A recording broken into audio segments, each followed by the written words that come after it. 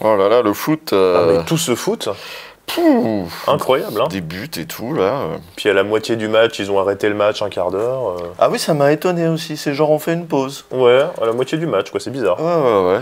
Puis le résultat, bon bah... Ouais, bah ça, c'était... Faut bien que quelqu'un gagne, hein. C'est sûr. Voilà.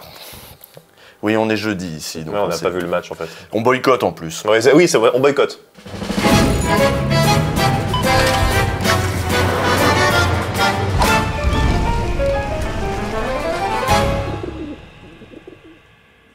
Bon alors la gauche, c'est quoi ce bordel encore? Moi je croyais qu'on était tous potes, qu'on faisait la NUPES et tout, que tout allait bien. Et là il y a Roussel, il critique les insoumis dès qu'on lui tend un micro. Marine Tondelier qui dit quand c'est non, y a pas moyen de jaja. C'est quoi cette ambiance? Non mais c'est n'importe quoi, ça avait bien commencé pourtant. Souvenez-vous de ce grand meeting le 7 mai dernier dont on vous a parlé ici même. Il y avait eu de belles choses qui donnaient de l'espoir pour la suite, l'arc de rédemption d'Olivier Faure, l'absence de Yannick Jadot et Anne Hidalgo, et Jean-Luc Legris qui parle de rupture et qui veut être Premier ministre. Il y a donc un troisième tour. Il n'y a pas seulement un deuxième tour, il y a un troisième tour. Bon là on est à quoi? Au 8e tour à peu près? Ouais c'est ça, c'est la réforme des retraites. Hein. Elle devrait être annoncée en janvier prochain, passer en force et puis être appliquée dès l'été 2023. Voilà, et tout le monde est d'accord à gauche pour dire que c'est une réforme dégueulasse, pas nécessaire. Même au PS, hein, on va écouter Boris Vallaud, président du groupe socialiste à l'Assemblée. C'est non à cette réforme injuste, brutale, et dont nous contestons la nécessité et l'urgence. Voilà, il y a tout le monde, il y a Roussel, Faure, et on peut voir aussi Corbière et Autain qui ont l'air un peu dissipés.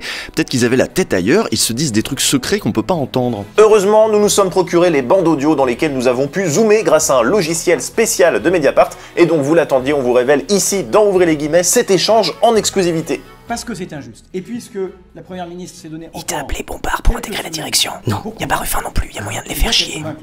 Par contre, c'est une conférence de presse, il y a des caméras, donc tu te tais. Qu'il y renonce. Bon, évidemment, c'est une blague, c'est un détournement, vous vous doutez bien qu'on peut pas zoomer dans des bandes audio.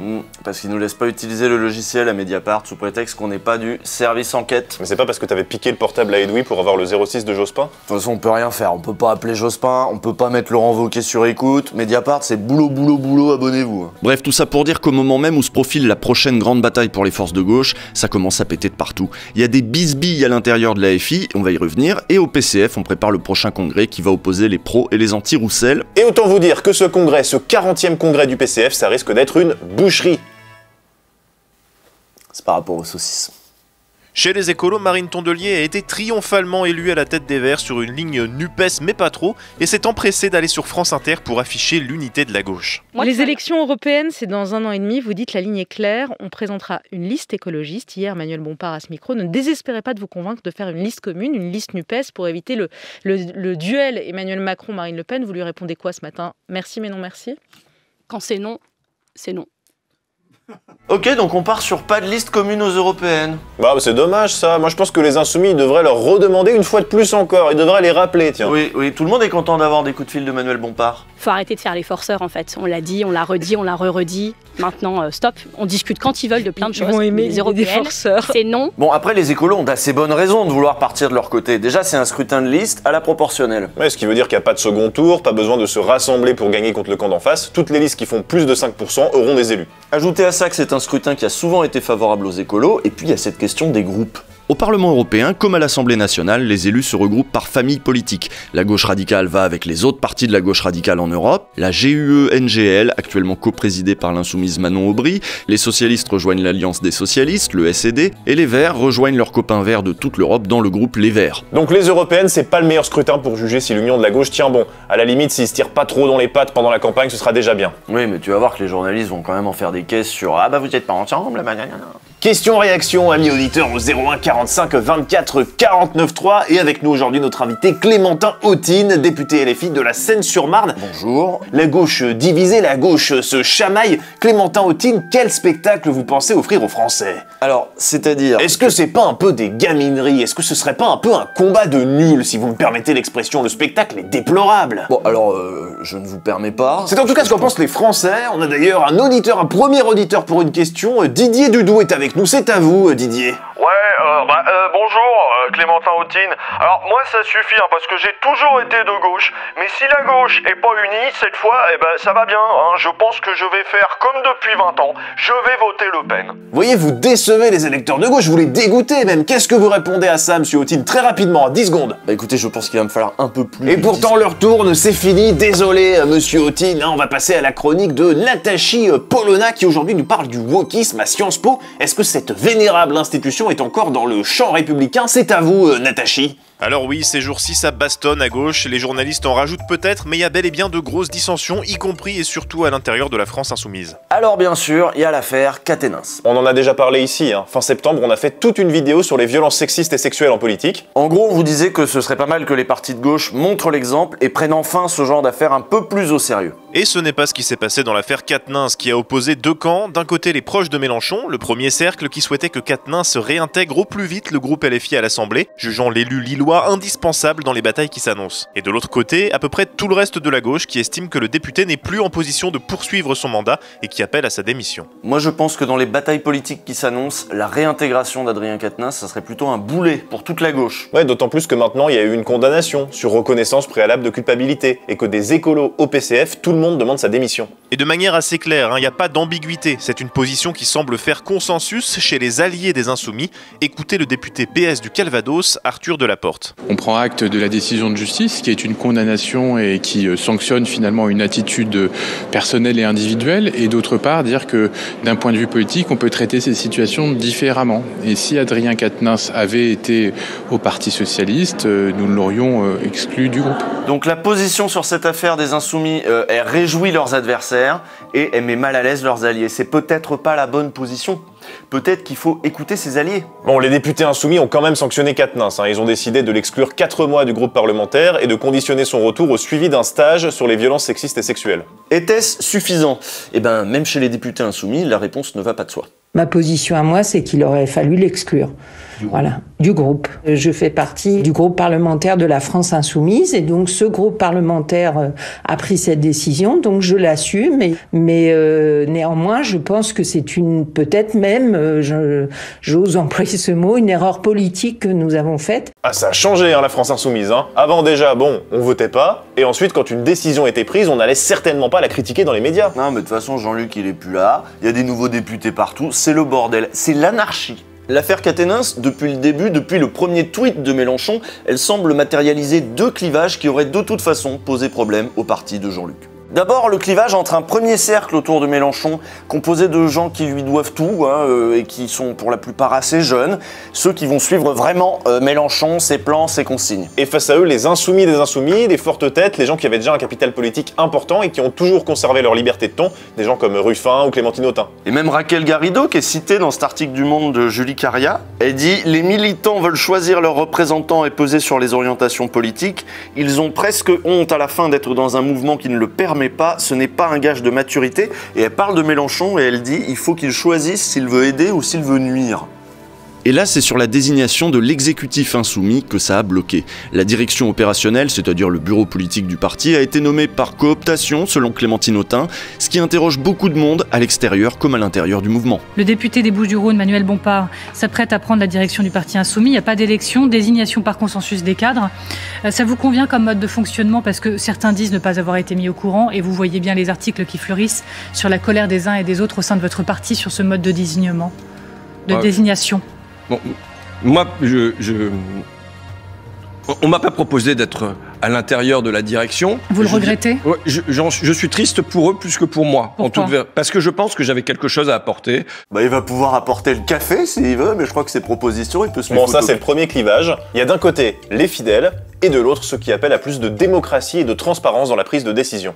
Clémentine Autain a fait la une de Libé lundi dernier sur ce thème. Libé avait choisi de titrer « Il faut démocratiser la France insoumise », ce à quoi le compte officiel de Mélenchon a répondu sur Facebook comme un vrai boomer. Toute la une pour nous salir. Bon, après je pense qu'il parlait de Libé, c'est Libé qui choisit la une et le titre. Bon, après c'est quand même ambigu, en tout cas ça montre que l'ambiance est pas ouf en ce moment. D'autant plus qu'à ce premier clivage se superpose un second qui le recoupe en partie, le clivage générationnel. C'est en effet dans la jeune génération que les attentes sont les plus élevées en matière de démocratie interne, de participation, de lutte contre les VSS et de transparence. Et là aussi, le terrain de bataille qui a rendu visible ce décalage, ça a été l'affaire Quatennens. Nous vous en parlions déjà en septembre. Et oui, en effet, les volets féministes des programmes des formations de gauche sont souvent sous-traités à des militantes spécialisées sur la question. Alors oui, ils sont ambitieux, mais ils ne reflètent pas nécessairement la mentalité de la direction des partis sur la question. Et donc cohabitent dans la même organisation politique des gens qui ont donc écrit ce livret thématique et des gens qui saluent la dignité et le courage d'Adrien Quatennens quand il est mis en cause pour violence conjugale. Et cette jeune génération, elle a signifié assez franchement son désaccord avec la direction du mouvement, puisqu'on a vu la semaine passée les groupes jeunes insoumis de Poitiers, de Toulouse, de Bordeaux et d'ailleurs annoncer publiquement qu'ils se mettaient en retrait, qu'ils exigeaient la démission du député du Nord. C'est également ce qu'a déclaré publiquement le Discord insoumis. Je suis donc allé leur demander quelles étaient les raisons profondes de cette fronde, la première du genre. Quand on parle de 6ème République, de démocratie horizontale, etc., peut-on avoir confiance dans un parti qui pense que finalement c'est plus efficace de mener les choses de manière autoritaire? Pas mal de militants insoumis ont été beaucoup caricaturés quand ils sortaient cette phrase, que ce soit sur Twitter ou ailleurs, quand ils disaient non mais on s'en fout, ce qui compte c'est le programme. Mais c'est vrai en fait. On a pu critiquer entre nous des prises de position de Mélenchon, des passages télé où on était sidérés en mode putain il fait de la merde. Mais on n'a jamais marqué cette rupture-là, et si aujourd'hui on la marque, encore une fois, je pense que c'est à la fois, comme on disait, on a été, comme pas mal d'autres militants, sur les questions, on va dire, féministes. La campagne de Mélenchon, elle a été aussi très féministe, et c'est ça, en fait, qui nous anime, en fait. C'est tout simplement, on trouve ça scandaleux par rapport aux valeurs qu'on défend. J'ai parlé toute la journée avec des gens de ce sujet, et j'ai entendu personne qui pensait que Quatennens pouvait continuer. Il y a deux raisons principales, et tu les as évoquées, donc à savoir la raison de la justice, et l'autre raison, c'est que de toute façon, il perd toute crédibilité, et notamment avec les alliés de la NUPES. Et oui, on en revient aux alliés de la NUPES avec lesquels il va falloir travailler. On parle beaucoup de la bataille des retraites à venir, mais les groupuscules d'extrême droite s'agitent ces jours-ci dans les centres-villes, et voilà qui met à l'agenda de la gauche une autre priorité, la constitution urgente d'un front antifasciste large, conséquent, déterminé et unitaire. Il y a une lutte spécifique et il y a quelque chose à construire d'unitaire avec l'ensemble de la gauche, ou celles et ceux qui sont partie prenante du mouvement syndical associatif, mais c'est vrai que là pour le coup on est dans une situation de danger qui peut paraître imminente. On n'est plus dans l'idée que peut-être demain ça va faire mal. Non, là c'est maintenant. C'est à ce front uni qu'aspirent Philippe Poutou, Olivier Besancenot, Pauline Salingue, Christine Poupin et apparemment une partie du NPA et de sa direction, qui ont acté la semaine dernière ce qui semble devenir une scission. L'enjeu, c'est en effet de se rapprocher du reste de la gauche, dans les luttes et même dans les élections quand il le faudra. Une situation dans laquelle la gauche est dominée par une gauche anti-néolibérale, c'est pas la même chose qu'une gauche qui est dominée par une gauche libérale. Bon. Et chez ces militants de culture trotskiste, la lutte antifasciste doit naturellement conduire les forces de gauche à mettre de côté leurs désaccords. C'est une des leçons de l'histoire du mouvement ouvrier.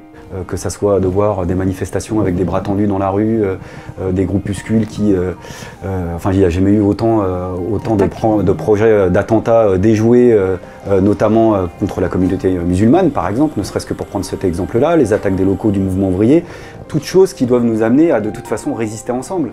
Là-dessus, pour le coup, Mélenchon est d'accord, d'autant plus que ces dernières semaines, plusieurs réunions publiques organisées par LFI ont été attaquées ou perturbées par des militants d'extrême droite. Nous devons prendre très au sérieux cette menace-là, parce qu'elle est réelle. C'est pas le cinéma que se font certains sur les insoumis, et les insoumis n'ont jamais frappé personne, ni fait des scènes de cette nature. Ce n'est pas notre manière. Mais là, nous sommes dans une situation où si vous laissez faire, si vous laissez toutes les réunions insoumises être pourries par des interventions d'extrême droite, soit des tacs sur tous les murs, intimider les gens qui nous louent leurs locaux pour qu'on fasse notre présence, ou alors ça porte aussi maintenant sur des pièces de théâtre, sur des choses de cette nature, on ne sera plus dans un autre contexte que celui qui était celui des années 30, où précisément les groupes fascistes passaient leur temps à ça, à intimider, faire peur, essayer d'empêcher l'auto-organisation. Et c'est ce que nous allons faire, faute de mieux, je le dis encore une fois, hélas. Face aux enjeux de la période, défendre contre toute la gauche et même contre ses propres militants et militantes la réintégration rapide d'Adrien Quatennens, ça paraît complètement à côté de la plaque, à contretemps. S'il y a bien une chose que les insoumis doivent éviter, c'est de se couper de leur base, pire, de se couper de la jeunesse. Soyez, mes jeunes amis, déterminés, implacable, ne cédez jamais rien, ne marchez dans aucune mode, ne mettez jamais d'eau pour refroidir votre boisson, celle du combat, celle de la vie. Vous avez raison. C'est à la jeunesse que Mélenchon s'est adressé à Saint-Étienne vendredi dernier. Et j'ai envie de terminer sur du Mélenchon parce qu'il a raison là pour le coup. Le plus important aujourd'hui, c'est de maintenir l'unité des forces de gauche et l'unité des insoumis. Cette force est notre bien le plus précieux. Et la jeune génération, croyez-le, fera mieux. C'est une certitude absolue parce qu'elle a compris, qu'elle assume et qu'elle commence le combat le plus fondamental, qui est de dire qu'on doit tout changer pour que quelque chose change. Et c'est sans doute chez les insoumis et dans le fonctionnement même du mouvement qu'il va falloir changer pas mal de choses, oui. Voilà qui clôture cette année 2022 sur de bien sombres perspectives. Joyeux Noël, surtout. Nous, on se retrouve le 9 janvier.